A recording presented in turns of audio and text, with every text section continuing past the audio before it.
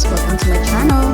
Please don't forget to subscribe and share. And also, please don't forget to like. It truly helps our channel. Happy reading!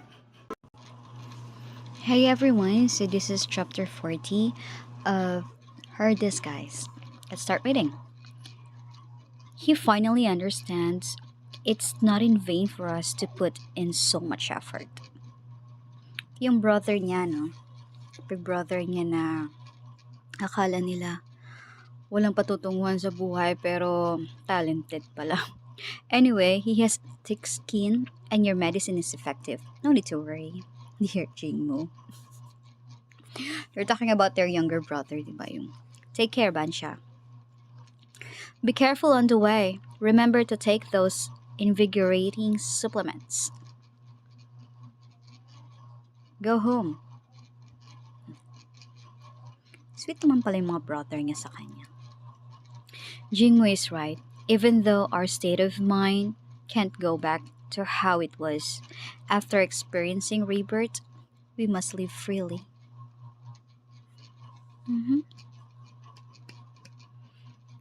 You should be free. Bakit kasi di niya pagbigyan yung emperor, yung prince. I can't keep being trapped in the shadows of my past, feeling gloomy and unhappy. Oo nga, happy naman kayo nung prince at first, diba? Come out. Russell. So who are you? Miss Bansha, please get on the carriage. Why? Why would she? Sino kaya nag-invite sa kanya? Tanji Tower. Sino nga yung Tanji Tower? Yun ba yung matanda? The old master's illness is really severe. Young miss, do you have any suggestions? Kikinig na sila kay Bansha. Servants of the old master, ghost physician. Nilagyan na siya ng black cloth.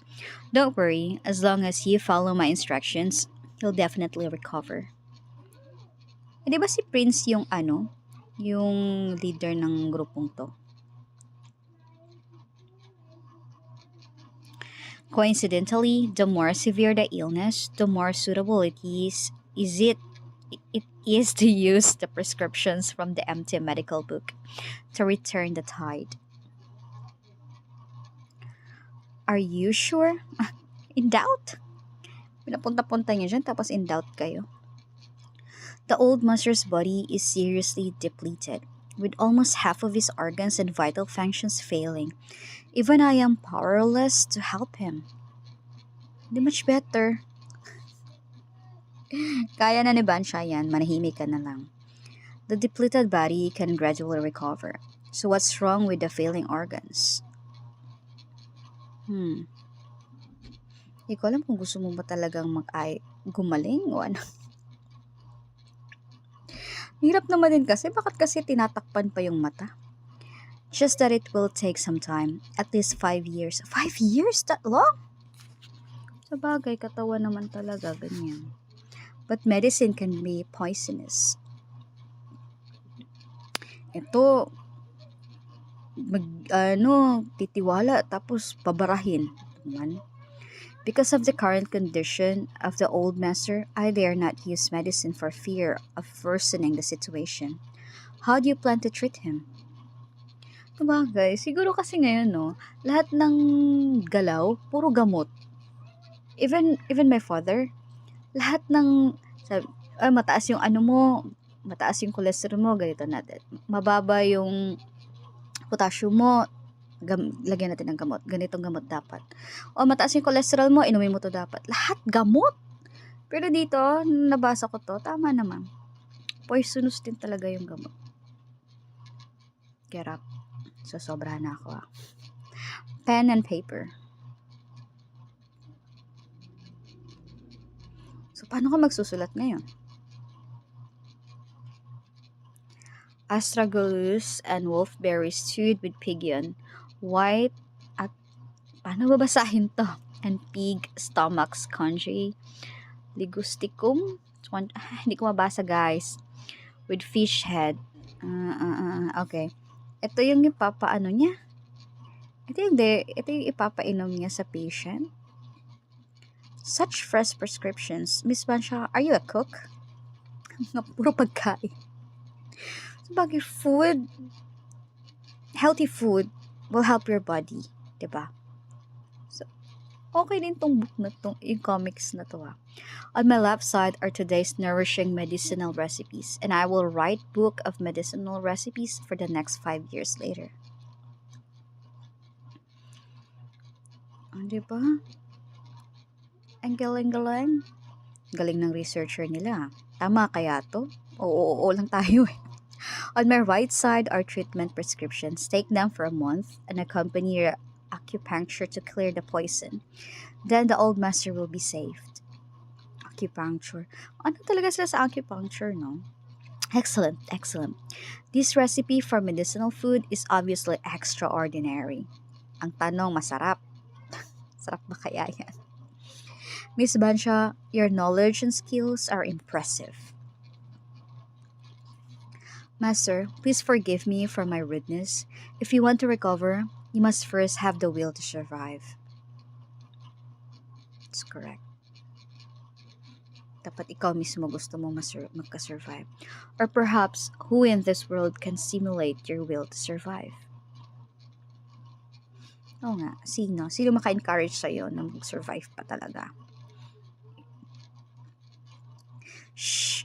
Master already has a heavy burden in his heart. Instead of provoking him, we should comfort him. What if something bad happens? Go for it. Ito naman din sinabi ni Bansha. Kayo naman.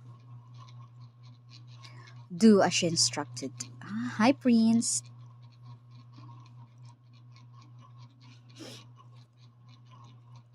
Oo nga, gagawin naman nila. Tinakpan niya lang para hindi na magsalita. Dami kasing sinabi eh. Young master of Tanji Tower, evil lord, put your hand down. Huwag mo kasing hahawakan si Bansha. Ba't kasing hawak ng hawak ng matandang to? Charit.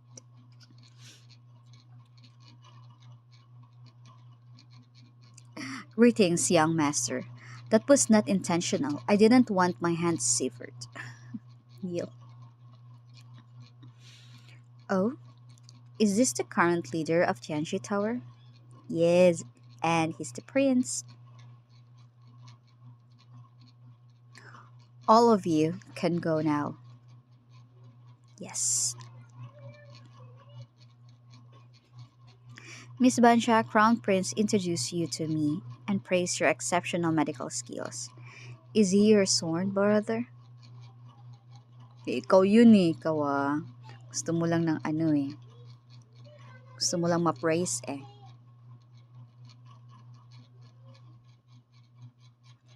You despise Crown Prince and me. It has nothing to do with me, the young master of Tianji Tower. He's just the rule and I'm a commoner. Magandang sagot. If I can heal old master this time and my medicinal skills can get recognized, young master, are you willing to partner with me in running a medicinal clinic and herbal business? Ay, negosyo agad ang iniisip niya. Sabagay, yung previous life niya kasi hindi niya na-enjoy yun kasi sa prince lang siya naka-focus. She shifted the topic plus yung niya pa, yung stepmother niya pa. You fool, just how desperate for money are you? I will consider it. Pogi ni Prince, oh.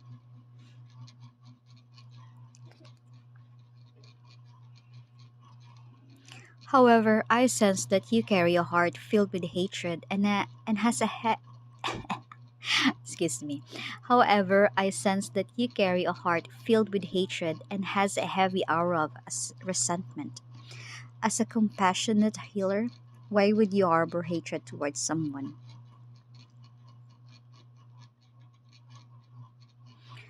The grudge of killing my mother and my brother, stealing my husband and murdering my child. Sasabihin niya kaya na rebirth siya. So that's the end of this chapter. We'll see what will happen on the next one. See you guys. Please don't forget to like and subscribe. Bye. Thank you for reading with me, everyone. Until the next chapter.